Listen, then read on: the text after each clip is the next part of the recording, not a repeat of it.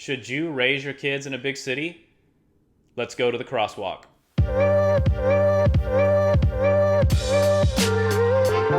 Yes, you can and should raise your kids in a big city.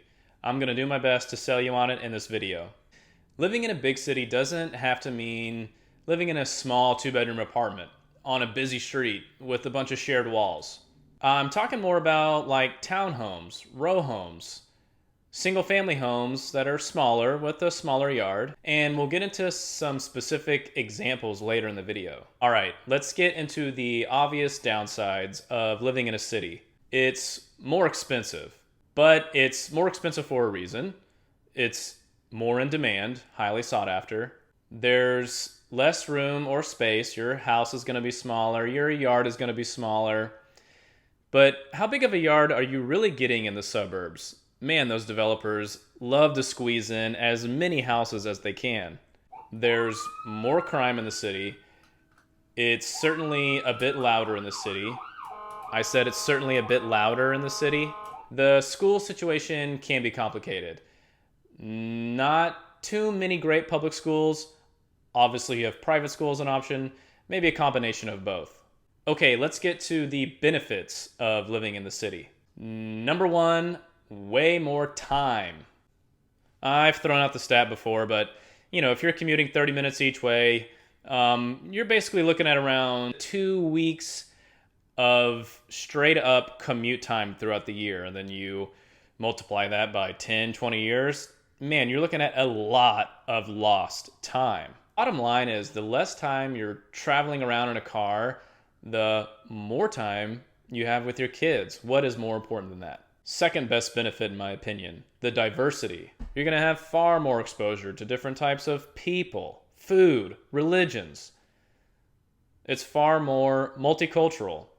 It's an excellent way to prepare a kiddo for the real world. Certainly there is less gossip in a big city that, suburbs and small towns tend to have. Number three, it is healthier. And since you live so close to places of interest, you can walk there, you can bike there. You're going to get your steps in. You're going to get your heart pumping just by going about your normal life. People in the suburbs really do underestimate the danger of getting into a car, but being able to raise your kids without having to strap them into a car everywhere you go is a huge benefit for their health and safety. Number four, you have so many more options. As a parent, kids need to stay busy. They need to be constantly stimulated. You have museums, zoos, sports, theater, parks.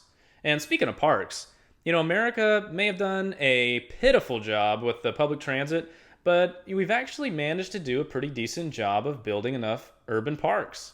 You have annual events, races, parades, celebrations, festivals, ceremonies. Number five, the food, people. Come on. You have every type of cuisine at your fingertips. Let's go house hunting, HGTV style.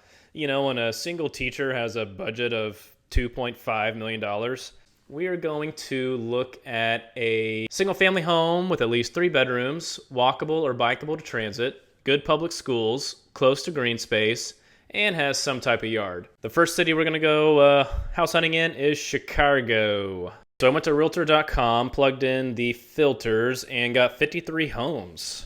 Chicago definitely has the reputation of being the most affordable, best big city. And my favorite one was this home here in the West Andersonville neighborhood. Really nice, actually. Original, woodwork. It's been updated. Open floor plan. Really nice. 3 bedrooms. It is in the highly coveted Chappelle School District, so these schools are very well rated. And let's take a look at the location and the amenities. All right, right off the bat, you are a short 10-minute walk through Winnemac Park to the elementary school, which is awesome.